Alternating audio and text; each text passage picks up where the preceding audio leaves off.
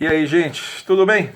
Vamos falar mais um pouquinho sobre natação e atividade física aqui no nosso canal. Hoje eu vou atender um pedido de uma moça que é inscrita aqui no nosso canal, mas é uma ideia que eu já tinha, acabou coincidindo. Eu já tinha ideia de falar alguma coisinha, começar a falar alguma coisa, que é uma informação que eu acho que será muito relevante para meus colegas, né? Gente que está, mesmo quem ainda está fazendo escola de educação física, né, que são profissionais em formação e profissionais que já estão atuando, tanto para meus colegas como para pais também, terem alguma noção, né, de metodologia. Vamos falar hoje sobre metodologia de ensino da natação. O que é metodologia? Metodologia vem do latim métodos, ou seja, é o caminho, é o rumo que a gente toma para se atingir um determinado objetivo. No caso da natação, para a gente ensinar alguém a nadar. Né? É bem isso. Então, quando a gente fala de metodologia de ensino, a metodologia do ensino se ocupa de toda a organização e monitoramento e avaliação desse processo ensino-aprendizagem. No caso, ensino-aprendizagem de uma modalidade. Ou seja, é o detalhamento de todo o processo. São todas as coisas que a gente vai fazer durante esse processo todo, até chegar lá na ponta, mesmo a definição desse objetivo, aonde a gente quer chegar. Nosso curso de natação vai ensinar os 4 nados, é isso? Vai ensinar a técnica dos 4 nados, vai ensinar a virada, alguma coisa? Vai ensinar, além disso, um pouco de sustentação na parte funda, vai ensinar um pouquinho de salto da plataforma, vai ensinar uns complementos assim. Nós vamos fazer isso. Como é que nós vamos abordar os nados? Vamos fazer uma abordagem simultânea dos nados? Já fiz um vídeo a respeito disso, né? Ou vamos abordar um nado de cada vez? Primeiro o nado crawl, depois o costas, depois o peito, depois o borboleta e assim vai. Vamos começar trabalhando um pouquinho do acervo motor das crianças, né? Aquela coisa aquele acervo de movimentos que elas têm. Se ela vier sem muito acervo, não teve muita oportunidade de movimento, vamos começar a ensinar natação assim mesmo, ou vamos dar um pouquinho de oportunidade dela brincar, se divertir, vivenciar movimentos livres, e depois a gente vai começar a refinar o que a gente quer. Enfim, como é que vai ser a divisão de níveis, né? Vamos dividir em 3, 4 níveis, 5, 6, né? Em cada um desses níveis, quais serão os conteúdos que a gente vai dar em cada um desses níveis? Quais serão os critérios de promoção de um nível para o outro? Desculpa. Como é que vão ser as avaliações? As avaliações vão ser formais, vai ter um dia que vai ter uma provinha, vai ser informal. Ou seja, existe toda uma miríade, uma infinidade de opções e de definições que precisam ser feitas quando a gente começa a ensinar alguém a nadar. Todo esse conjunto é a metodologia.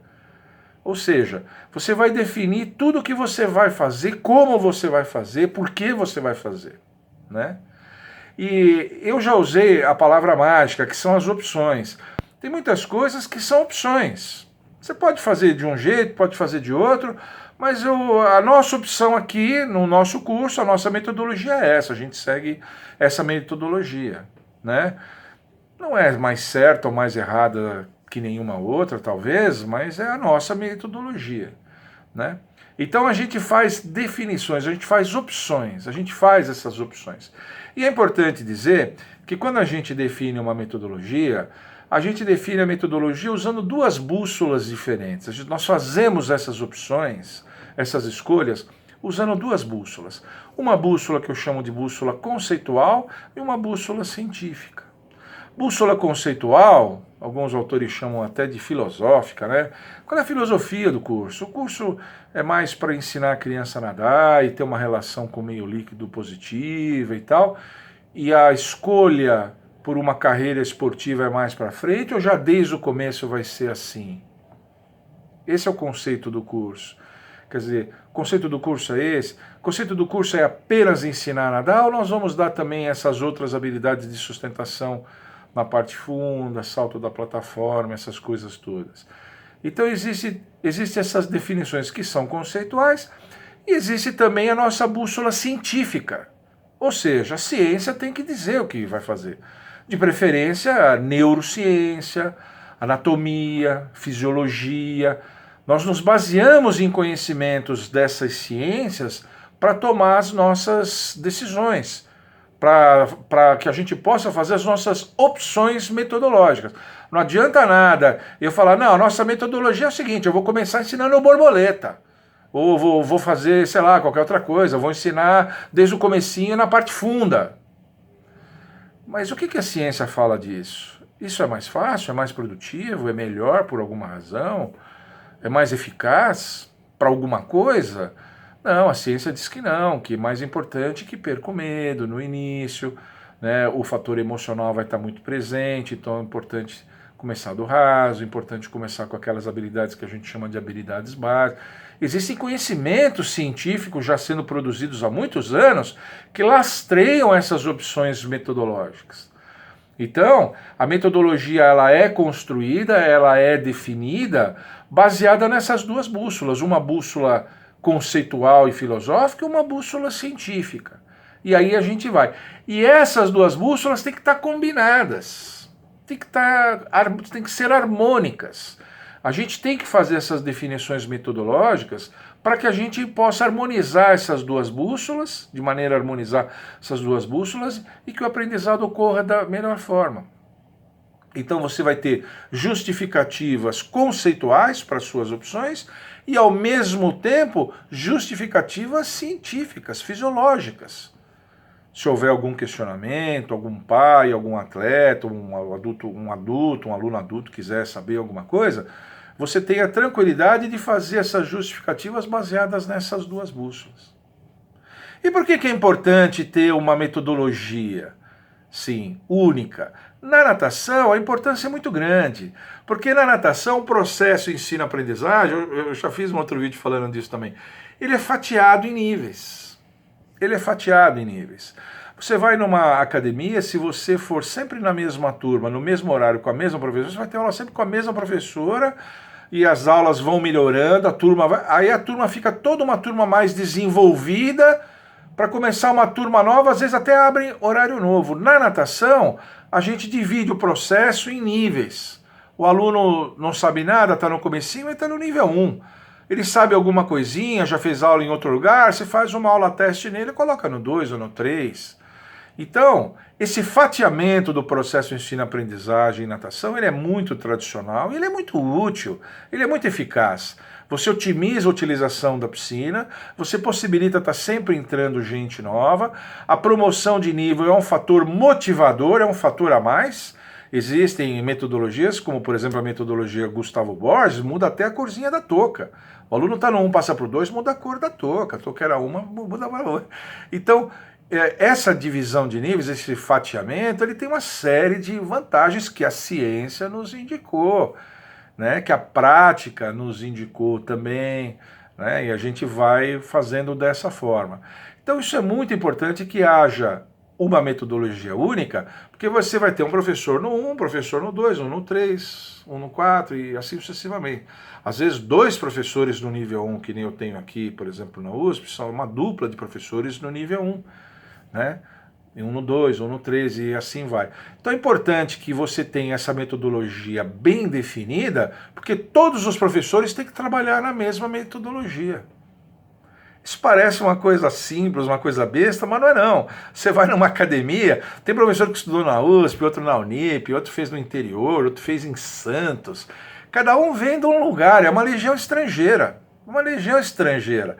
E todo mundo tem que trabalhar mais ou menos semelhante, sob a mesma metodologia, porque todos estão no mesmo processo. O professor está no nível 1, vai promover o aluno para o 2, o que está no 2 vai trabalhar e vai promover para o 3.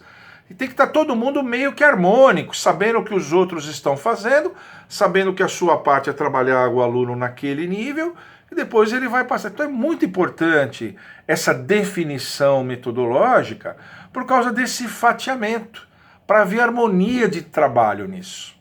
Isso é super importante, super importante. Agora, como eu disse, não é uma coisa simples de você fazer isso, porque, em primeiro lugar, acontece isso que eu disse, é uma legião estrangeira, cada professor tem uma formação, tem uma cabeça, veio de uma faculdade diferente, fez um curso diferente, uns com mais horas, um com menos horas, outro com estágio prático, outro sem estágio prático.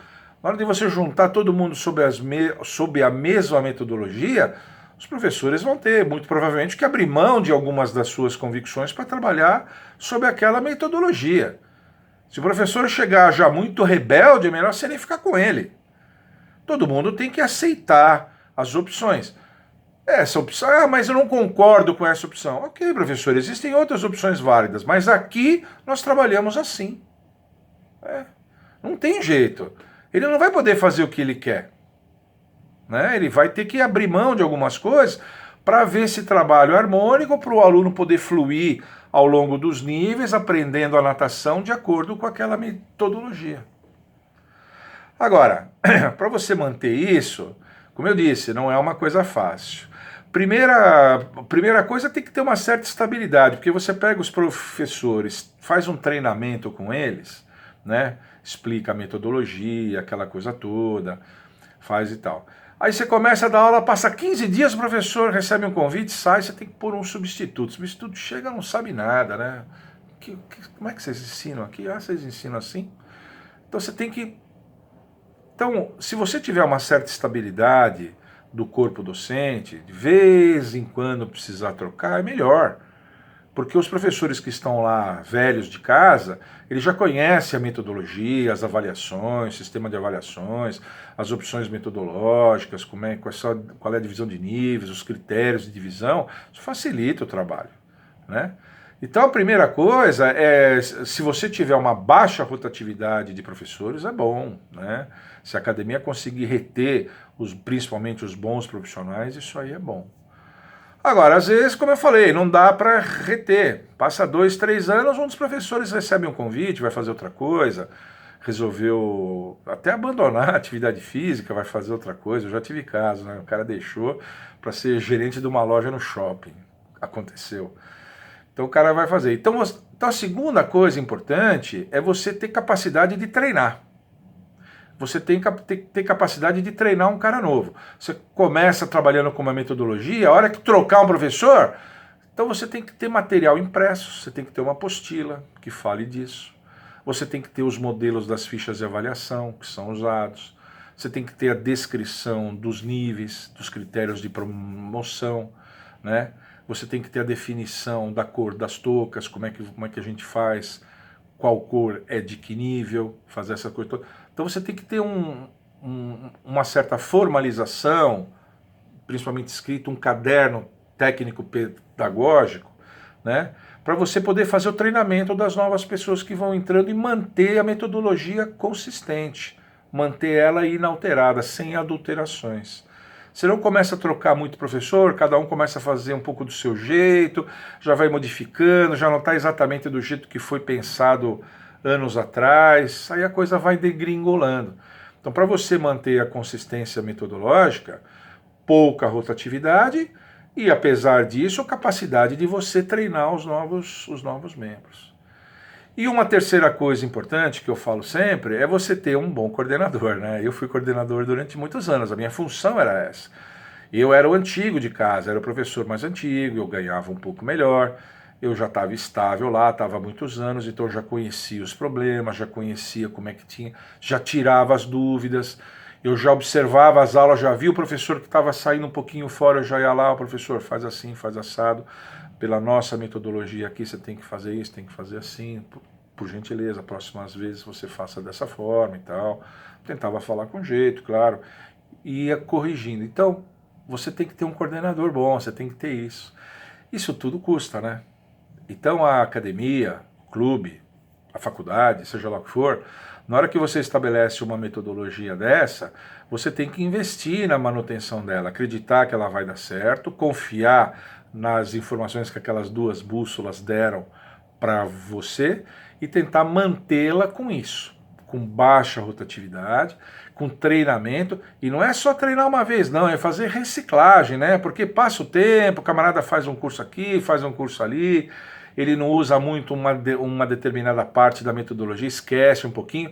Então você faz um treinamento inicial, a gente chama de treinamento permanente, né? Você tem que estar sempre treinando. Os novos, nem se fala, tem que ser treinados, porque estão chegando, não conhecem nada como é que é feito as coisas.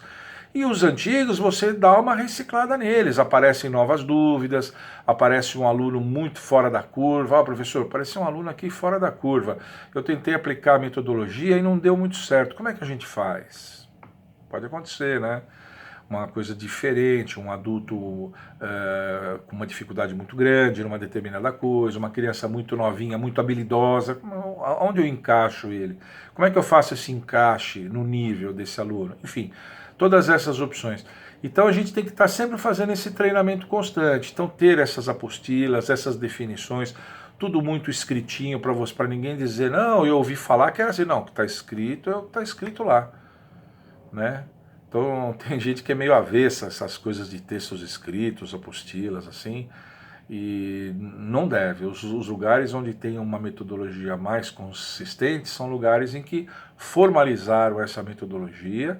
Inclusive tem academias que o professor assina que tem ciência naquilo, porque inclusive se ele não seguir aquilo lá, ele pode ser inclusive divertido, enfim, ele tem que seguir a metodologia que os outros seguem. Pelo menos em natação não tem como fugir muito disso, senão o trabalho perde consistência. Mas a academia tem que investir nisso, precisa investir. Tem academias que fazem isso muito bem feito, as grandes academias investem pesadamente nisso, né? Investem pesadamente. As academias menores, que têm mais dificuldade, têm menos dinheiro disponível para essas coisas, fazem com um pouquinho mais de dificuldade. Os mais novos acabam aprendendo com os mais velhos assumem uma espécie de uma liderança informal, mas a coisa vai indo. Mas quanto mais íntegra, quanto mais consistente você conseguir manter a sua metodologia, melhor. O aprendizado flui mais, os níveis vão trabalhar de maneira harmônica, as promoções vão acontecer sem grandes entraves, sem problemas de dúvidas com alunos, essas coisas todas.